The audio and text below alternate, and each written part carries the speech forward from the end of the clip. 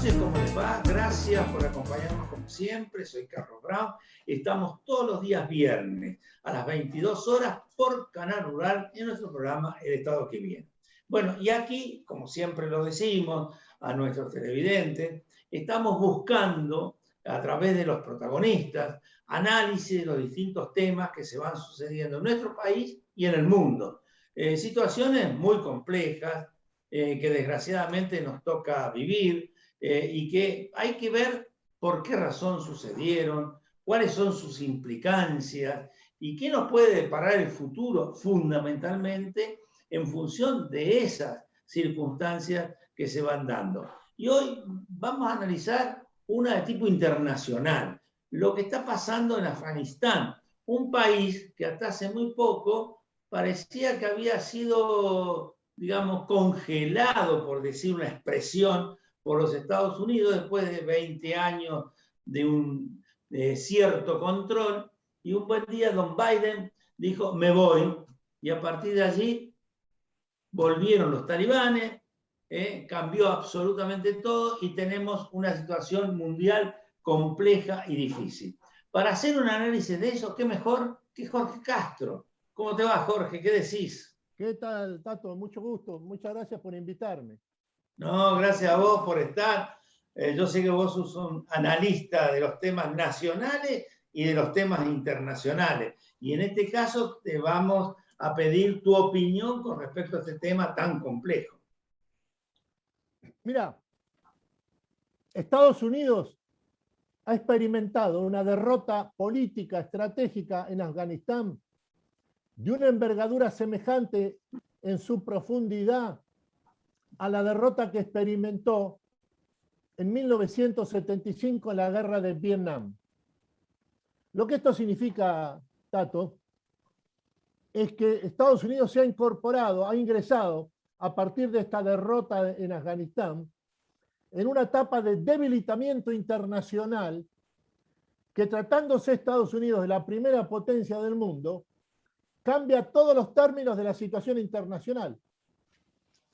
Este es un dato de especial importancia, porque hay que tomar en cuenta de que Estados Unidos no es solo la primera potencia mundial, absolutamente hegemónica en términos militares, sino que también es la mayor economía del mundo, el 25% del PBI global. Y es este país, la primera potencia mundial, la que acaba de ser derrotada en Afganistán por un ejército de 75.000 campesinos de carácter tribal,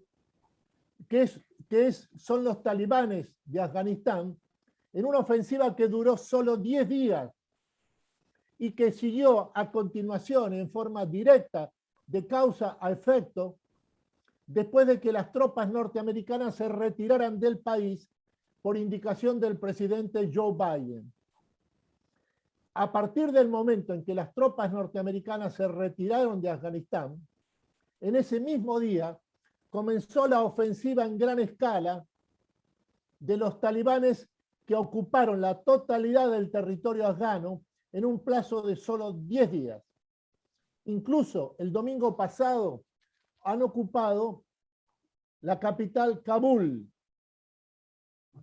Lo que esto significa, en otros términos, es que acá ha habido un acontecimiento mayor de la política internacional y que para los Estados Unidos esto lo coloca en una situación de debilitamiento internacional que modifica todos los términos de la cuestión mundial. Ante todo, en lo que se refiere a la relación entre Estados Unidos y la otra superpotencia del sistema, que es la República Popular China. Jorge, ¿cómo se explica esto? Porque, a ver, un Trump jamás hubiera permitido seguramente esta situación por su característica y hubiera seguido con esta, digamos, acompañamiento a ese gobierno que se había instalado en Afganistán. Ahora, a partir de Biden, ¿qué quiso hacer Biden al decir de repente, me voy? Bueno, lo que ha cometido el presidente demócrata Joe Biden de los Estados Unidos es un monumental error estratégico. ha fracasado rotundamente la primera potencia del mundo en este operativo de retirada de las tropas norteamericanas, que ha sido la causa fundamental de la ofensiva talibán. Es algo verdaderamente notable, Tato, el carácter unánime que tienen los grandes medios de comunicación norteamericanos, la prensa escrita y las grandes redes de televisión de alcance nacional, en el sentido de una crítica acérrima, aplastante, al presidente Joe Biden de los Estados Unidos. Hay que tomar en cuenta de que la prensa norteamericana ha sido el principal respaldo de Joe Biden y los demócratas el último año. Y es ahora lo notable es que la prensa de Estados Unidos, más la prensa europea, sobre todo los principales órganos de Europa, son contestes, están totalmente de acuerdo en atribuir la responsabilidad de esta debacle de los Estados Unidos y en general de Occidente, experimentada en Afganistán, al presidente Joe Biden del Partido Demócrata. Ahora, perdóname, ¿qué quiso hacer Biden? ¿Esto es consecuencia de un compromiso de tipo electoral que él había asumido? ¿Es consecuencia de buscar otro espacio para Norteamérica, de una concepción filosófica o Mira, ideológica? Las intenciones de Biden fue a determinar con el compromiso norteamericano en Afganistán. Este es un punto sobre el que hay consenso en los Estados Unidos. Lo que ha fracasado notablemente, en forma aplastante, ha sido en la ejecución y en la estrategia de retirada de los Estados Unidos. Ha tomado unas decisiones absolutamente unilaterales que han dejado afuera a los aliados de la OTAN, que son ahora críticos de los Estados Unidos. Ha mostrado en este proceso de fracaso en su estrategia de retirada, ha mostrado una extraordinaria debilidad política y conceptual. Por eso es que ahora hay que dar como un hecho la imposibilidad de que el presidente Joe Biden del Partido Demócrata de los Estados Unidos consiga la reelección en 2024. Opa, para tanto, perdón. Exactamente, para tanto. Así es. Incluso se puede aseverar que lo más altamente probable es que en las próximas elecciones del medio término en los Estados Unidos, que van a tener lugar en noviembre de 2022, el Partido Demócrata pierda el control de las dos cámaras del Congreso, tanto la Cámara de Representantes como el Senado, a manos de los republicanos. Qué dato, qué dato. Jorge, vamos a hacer nuestro primer corte y continuamos. Pero qué dato que estás dando de un futuro muy complejo para los demócratas y para Biden, ¿no? Así que bueno. Y para los Estados Unidos. Ah, claro, claro. Bueno, un corte y ya estamos.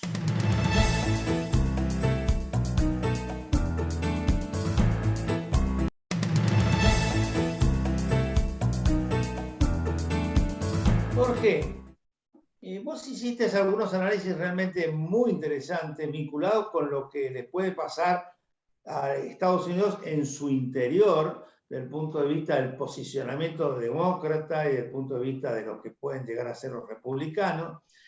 También has hecho un análisis vinculado con el posicionamiento de Estados Unidos en el mundo y ante la otra superpotencia que es China, ¿no? Esto tiene una implicancia muy profunda y sucedió en muy pocos días. O sea, de repente Biden dijo, no vamos, y de repente en 10 días le tomaron el gobierno de Kabul. Exactamente, porque hay una relación de causa-efecto entre la retirada de las tropas norteamericanas y la inmediata ofensiva talibana. El ejército de Kabul, el ejército del denominado ejército del Estado de Afganistán, fundado, respaldado, financiado por los Estados Unidos, al encontrarse sin ningún tipo de respaldo militar de los Estados Unidos, simplemente se desintegró. Los talibanes son 75.000 combatientes. El ejército del Estado de Afganistán, fundado, respaldado, financiado por los Estados Unidos, eran más de 330.000 soldados. En una semana, 10 días, las tropas talibanas, prácticamente sin combatir, lograron la rendición en masa y la desintegración de los cuadros del ejército de Kabul.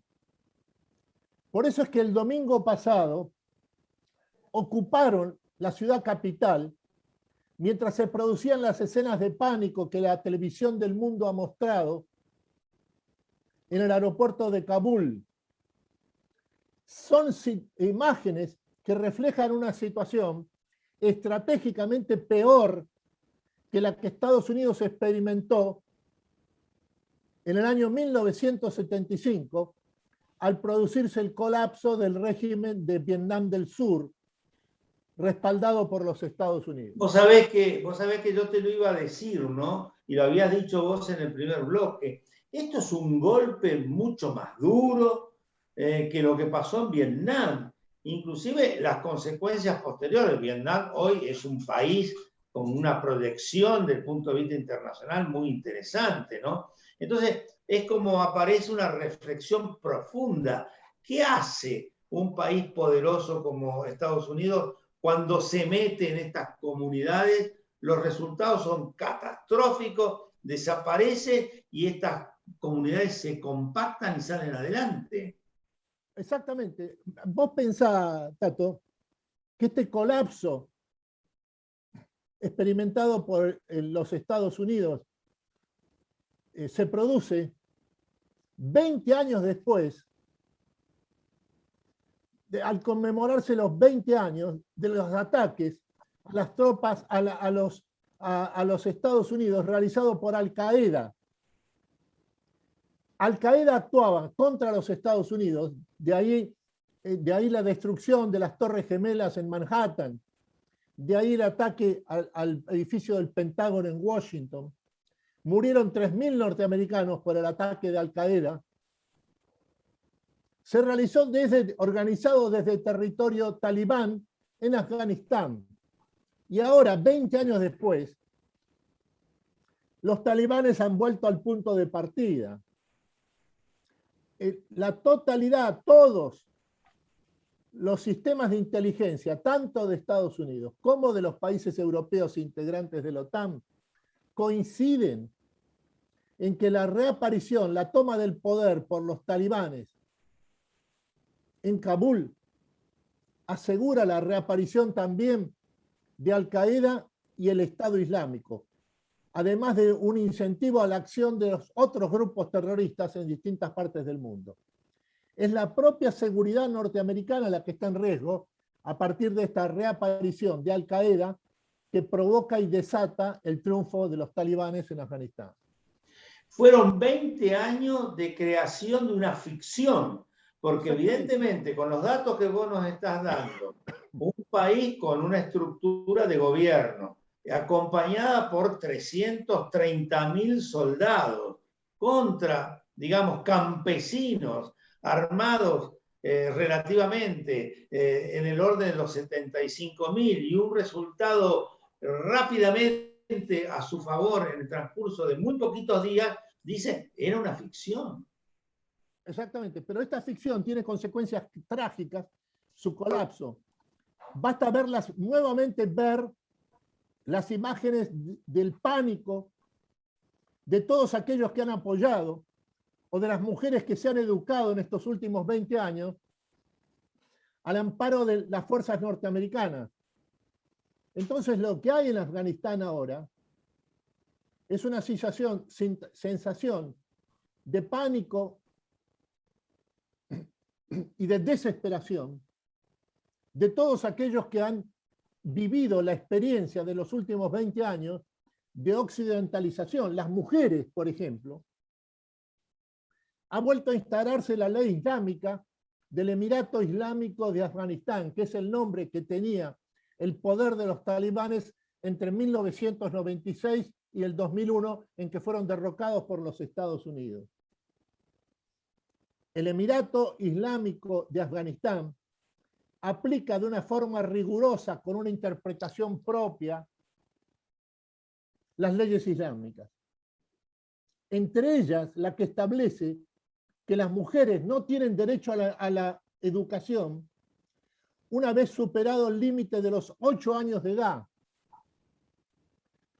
Las mujeres no pueden salir a las calles, a la vía pública, si no están acompañadas por un hombre. Esto en un país que a lo largo de 20 años las mujeres han recibido educación universitaria, se han convertido en partes integrantes del sistema político, han viajado al exterior. Es verdaderamente una tragedia que tiene responsabilidades políticas. Las responsabilidades políticas son las del presidente Joe Biden del Partido Demócrata de los Estados Unidos. Jorge, vamos a hacer nuestro último corte, vamos al próximo bloque y ahí yo quiero hacer un análisis contigo del futuro desde el punto de vista internacional y, por qué no, ver cómo influye eso en nuestro país. Adelante, señor director.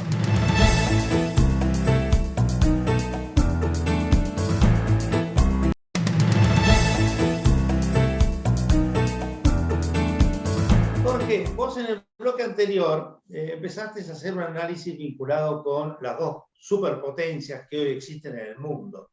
Por un lado Estados Unidos y por otro lado la China. Estos dos países miran lo que ha pasado en Afganistán y lógicamente aparece una diferencia en lo que puede llegar a suceder en un caso y en el otro con relación al mundo.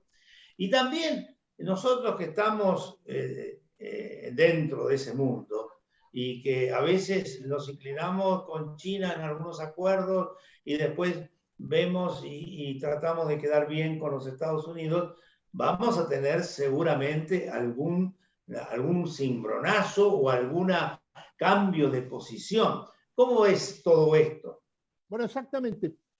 El debilitamiento internacional de los Estados Unidos es el dato central de la política mundial a partir del momento en que las fuerzas norteamericanas, Estados Unidos como país, la primera potencia mundial, ha sido derrotado en Afganistán por los talibanes.